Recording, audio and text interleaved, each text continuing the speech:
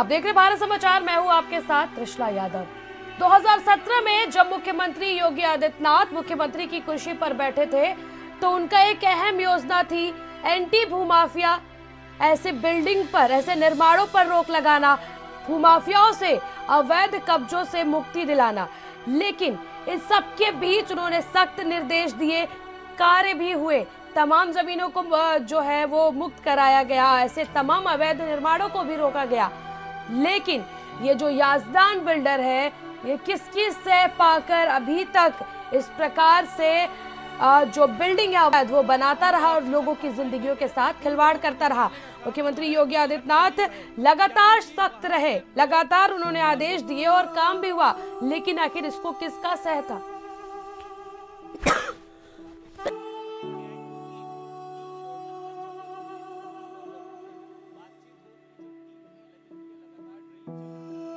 जो स्टेटस है हमारा रेस्क्यू ऑपरेशन का, तो आपने देखा कि हमने जो है महिलाओं को, अपनी बहनों को बहुत सुरक्षित तरीके से निकाल लिया।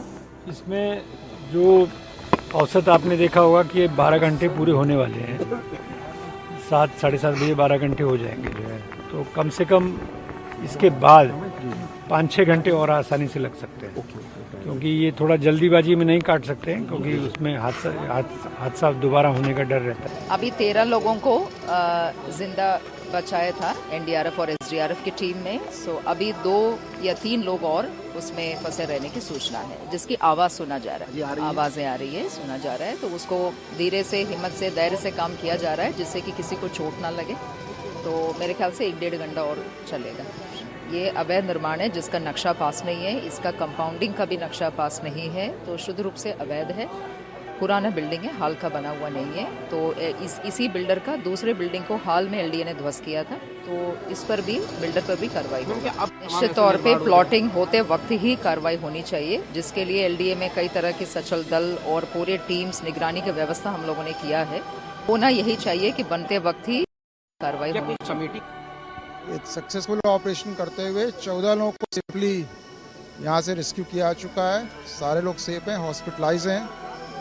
3 लोगों के मैक्सिमम अभी और फंसे होने की संभावना है। उनसे कम्युनिकेशन हो रहा है एनडीआरएफ की टीम का, और उनको ऑक्सीजन की सप्लाई कर दी गई है, और उनको ड्रिल करके जल्दी से जल्दी निकालने का प्रयास किया जा रहा है। अभी चलेगा भी तो ये पूरा मलबा हटाया जाएगा, फिर और भी सर्च किया जाएगा, बिल्कुल अंतिम छोर तक पहुंच करके लोगों का सामान सुरक्षित निकाला जाएगा, उसको सेफली उनको लौटाना, ये सारी रिस्पॉन्सिबिलिटी है अभी पुलिस की।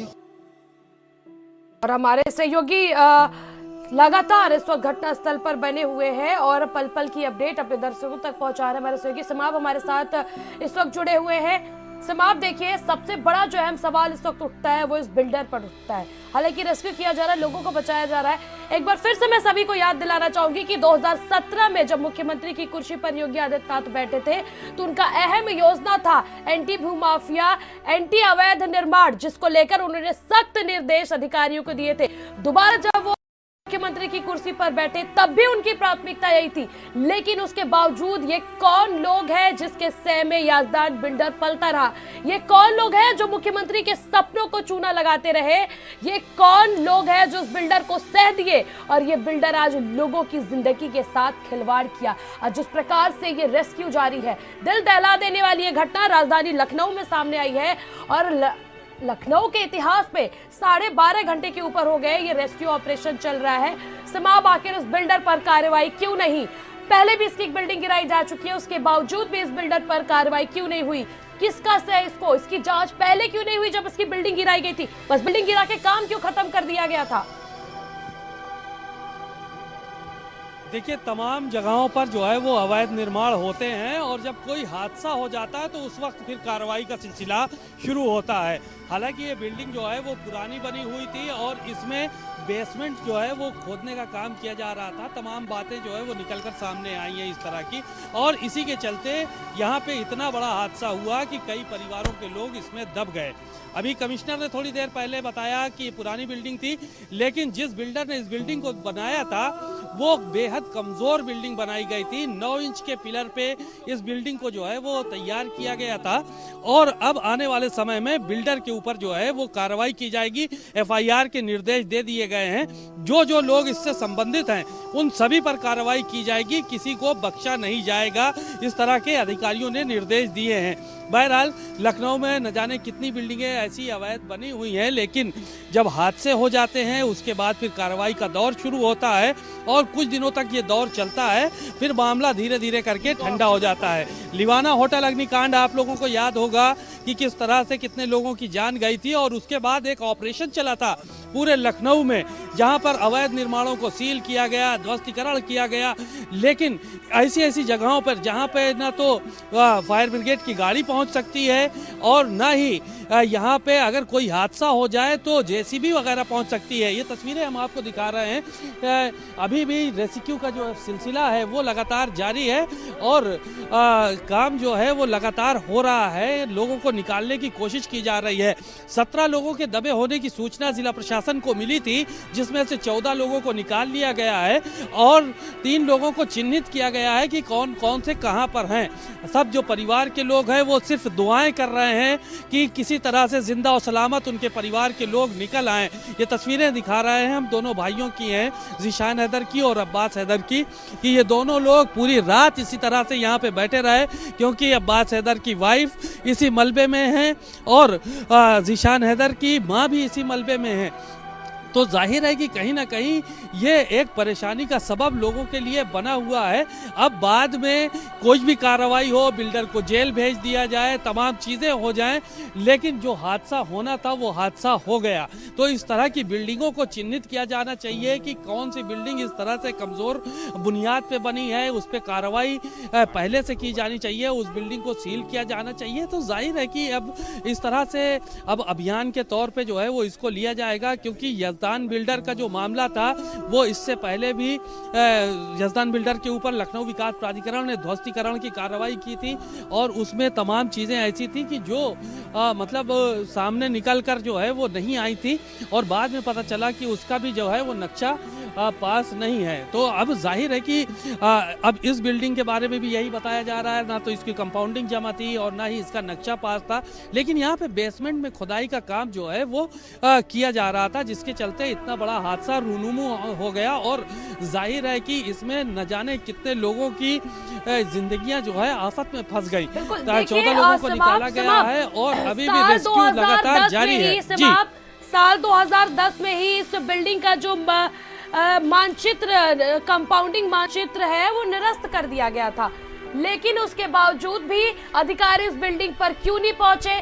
जो तमाम एलडीए के अधिकारी है, जो तमाम संबंधित अधिकारी है, मानचित्र जो है कंपाउंड निरस्त होने के बाद भी क्यों यहाँ नहीं पहुंचे? हादसे का इंतजार कर रहे थे।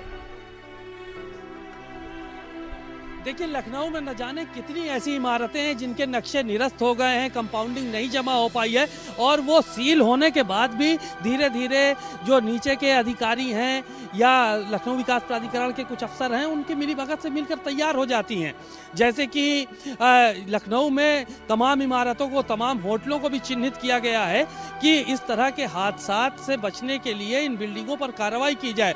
तो तमाम बिल्डिंगें ऐसी हैं कि जिन पर बुनियाद रखते ही जो है उनको सील कर दिया जाता है, क्योंकि उनकी कंपाउंडिंग नहीं जमा होती है, उनका नक्शा निरस्त होता है, उनको तमाम तरह की जो है वो कमियां होती हैं, लेकिन बावजूद इसके उस सील बिल्डिंगों में भी काम चलता रहता है और वो एक ना एक दिन बन के तैयार हो जाती हैं। अगर कहीं बड़ा हादसा होता है तो फिर जिला प्रशासन भी चेतता है और उसके अलावा लखनऊ विकास प्राधिकरण भी चेतता है और तमाम अफसर भी इस बात का संज्ञान लेते हैं कि इस बिल्डिंग पे पहले ध्यान क्यों नहीं दिया गया। लेकिन अगर देखा जाए तो यहाँ पे हजारों की तादाद में इस तरह की बिल्डिंगें नजर आएंगी कि जिन पर जो है वो नक्शा निरस्त हो चुका है, जिन पर सीलिंग की कार्रवाई हुई है और उसके बाद भी वो बिल्डिंगें जो है वो बंद कर तैयार हो गई हैं। तमाम बिल्डिंगों को ध्वस्तीकरण की कार्रवाई हुई है, लेकिन लोग वहां पर रहना शुरू कर चुके हैं। तो जाहिर है कि कहीं ना कहीं ये कमियां जो है वो अफसरों की हैं और जो नीचे के लोग हैं उनकी हैं, लखनऊ विकास प्राधिकरण के और संबंधित विभागों के।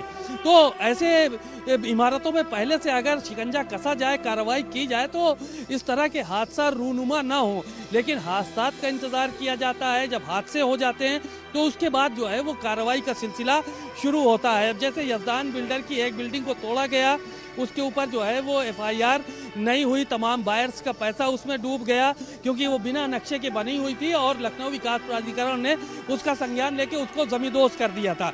लेकिन ये बिल्डिंग बहुत पुरानी थी, 2010 में इसका नक्शा निरस्त कर दिया गया, लेकिन उसके बावजूद भी न जाने कितने एलडीए के वीसी बदल गए होंगे, न जाने कितने सचिव बदल गए होंगे, न जाने कितने इंजीनियर बदल गए होंगे और ये कार्रवाई जो है वो नहीं हो सकी और ये बिल्डिंग बनकर तैयार हो गई। यहाँ पर लोग रहने लगे, यहाँ पे पेंट हाउस बना दिया गया, उसमें लोग रह रहे थे। तो जाहिर है कि इसमें कहीं ना कहीं कमी जो है वो एक तरफ जहाँ विभागों की है, वहीं दूसरी तरफ उन लोगों की, बिल्डरों की भी कमी है जिन्होंने जो है वो इस तरह की बिल्डिंग, कमजोर बुनियाद की बिल्डिंग को जो है वो बनाकर तैयार कर दिया है। अब पूरी रात से तमाम अफसर यहाँ पे जो है देखिए मौजूद हैं। अभी भी जो लखनऊ की कमिश्नर है रोशन जैकब वो मौजूद हैं, लखनऊ के जिला अधिकारी सूर्यपाल गंगवार भी मौजूद हैं और तमाम जो अफसर हैं वो भी मौजूद हैं। तो इस तरह के यहाँ पे लगातार काम चल रहा है। एलडीए वीसी खुद मौजूद हैं, यहाँ पर नगर आयुक्त मौजूद हैं, तो सारे बड़े अफसर भी यहाँ पे मौजूद हैं और तमाम अन्य लोग भी मौजूद हैं जिनके जो है वो यहाँ पे पूरी रात से निगरानी कर रहे हैं, सोए नहीं हैं। लेकिन एक जरा सी बिल्डर की गलती के चलते कहीं ना कहीं पूरे जिला प्रशासन को और तमाम ऐसे लोगों को हलाकान होना पड़ता है जो कि जिम्मेदार हैं। तो जाहिर है कि ऐसे लोगों पर कार्रवाई होनी चाहिए और सिर्फ यजदान बिल्डर ही नहीं, जो तमाम इस तरह के और भी बिल्डर हैं उनको भी चिन्हित किया जाना चाहिए ताकि जो है वो आने वाले समय में लोगों को सबक मिल सके कि इस तरह की बिल्डिंगों को बनाने का क्या नतीजा है। सूर्यपाल गंगवार जी के पास आते हैं, बात कर लेते हैं। सर, अभी कितना वक्त लगेगा यहाँ? अभी जो इस समय कटिंग यहाँ पर चल रही है वहाँ पर कई लेयर्स हैं, तो उन लेयर्स को एक एक करके हटाया जा रहा है बड़ी बारीकी के साथ में, जिससे कि एक व्यक्ति हैं जिनके पैर दिख रहे हैं तो उनको सुरक्षित निकाला जा सके। सिर्फ अभी एक के ही दिख रहे हैं और लोगों का भी नहीं जानकारी?